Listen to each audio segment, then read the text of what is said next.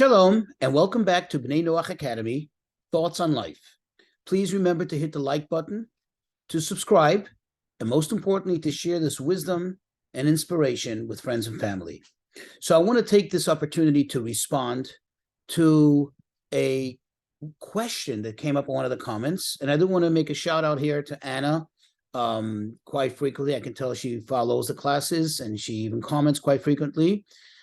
Please also remember, if I don't respond, it's not because I didn't read your question. It's not because it's not important. Perhaps it could just be that I got distracted or I got occupied. But one day, God willing, I will get to it. Hopefully that day comes very soon. And this is a very intriguing question. And this was in response, this question, to the class I gave about, I called it Robin Hood. Is it bad or good? And she says, in my opinion, this is quite an important issue you've commented on. Well, what other popular stories or fairy tales for children convey a message which goes against God's commandments? What about the famous Harry Potter series or even more classical stories? And she said, I would appreciate an answer. And I have to tell you, absolutely. I mean, I can't personally comment on each and every quote unquote classical story for children, because quite honestly, there are many of those classical stories where perhaps to some I may seem to have grown up deprived, but I wasn't exposed to it as a child. And I'm actually thankful for it, because you see, a child's mind is very, very, very innocent. A child's mind is like a sponge. Whatever the child is fed as a child, whatever they're exposed to, is later going to develop to be the reality in their life. That's what they know, the environment they know. I mean, the truth is, yes, at some point in life, even if somebody had a bad upbringing, or if somebody perhaps had, some negative aspects of their upbringing, they're able to somehow change that and work on that. But that takes a lot of work. That is kind of like reprogramming yourself. And that takes a lot of work, and evident by the fact that people who have had a bad childhood or have had grown up with negativity need to go to extensive, therapy and to kind of reshape their lives. So that tells us that what we're exposed to and what we're impressioned with as children has a lingering effect for the rest of our life. And that's why they say the crucial years are the first several years of a child's life. So the truth is, yes, it's very, very important, extremely important, that a child is exposed to positive and benevolent stories, that child is exposed to positive and stories of faith, stories of goodness, stories of goodwill. And even in play, I just want to give an example. And this is in no way a statement about, gun ownership and so on. There's two separate issues, what I'm going to say now. The issue of one being able to protect themselves, which is an inherent right of every American citizen. And, perhaps I can even argue, according to the Torah, you not only have a right to defend yourself, you have an obligation to defend yourself. But what I'm going to share with you is, as a child, we were not allowed to have, growing up in Orthodox community, we were not allowed to have any guns of any types. A gun is not a toy. A gun is not something you play with. Even fake shooting on your friend was considered to be taboo.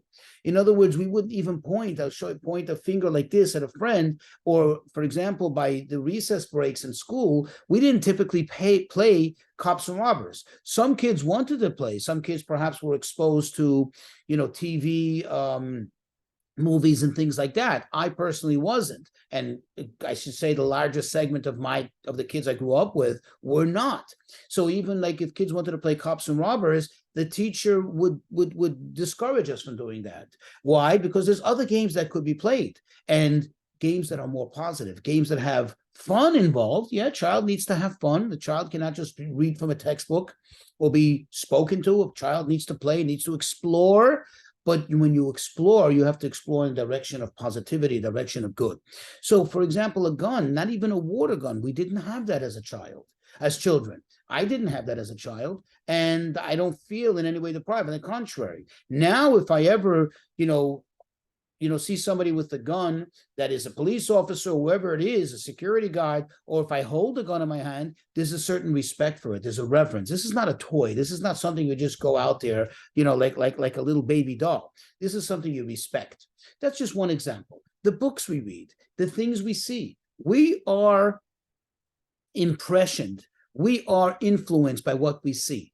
I mean, if anybody doesn't believe me, and this is even as adults, especially as children, but if anybody doesn't believe me or has issue with what I'm saying, I mean, just go out there and do just minimal research. Just go on Google and see what segment of the financial, so to speak, of the industrial world, of the financial sector, what segment does marketing, advertising play a role? Okay, how many billions and billions of dollars are involved in that?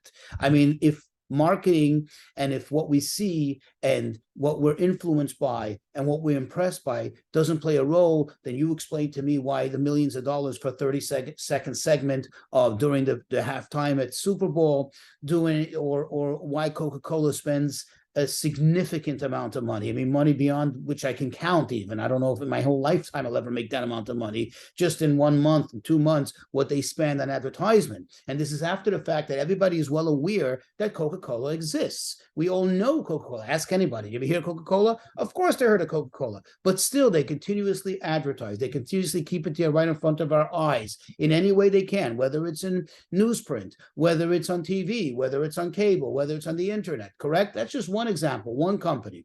So that just tells us that what we see affects us. What we hear affects us, affects hopefully positively. That's why we have to try to be around positive things. If that's the case for us adults, how much more so for the little children who, like I said, are so impressionable. So going back to it, yes, personally, in my house, for example, my children never read Harry Potter. And if they did it on their own. But I certainly would not go out and buy it because I know there's a lot of paganism involved in there. There is certainly a lot of things that are, just a few things that I heard about, I asked about it, very dark. But I'm not in any way villainizing anybody that did read it. And I'm not saying that it's a bad thing. I'm just telling you why I personally chose not to, bring a book like that into my house. Even songs, you have the little lullabies for little children, Ring Around the Rosie. That's if you think back, that goes back to witchcraft. That goes back to paganism. That's not a song that we sing, at least not in the Orthodox Jewish community. Why? Because it's certainly not in line with Torah thinking. And if I can sing a song with a child, I'd rather sing a song with a child of put a penny into a charity box and help another person. Start your day by saying thank you to God. Things like that. And I don't want it to sound cultish. I don't want it to sound like, we're all in a square box. Not at all. But in general, the approach has to be, there's so much good out there and so much fun things out there for little children. Why expose them to something negative when there's so much positive that could be enjoyed and played with? So hope this answers the question. And like always, I really, really appreciate your feedback. Thank you.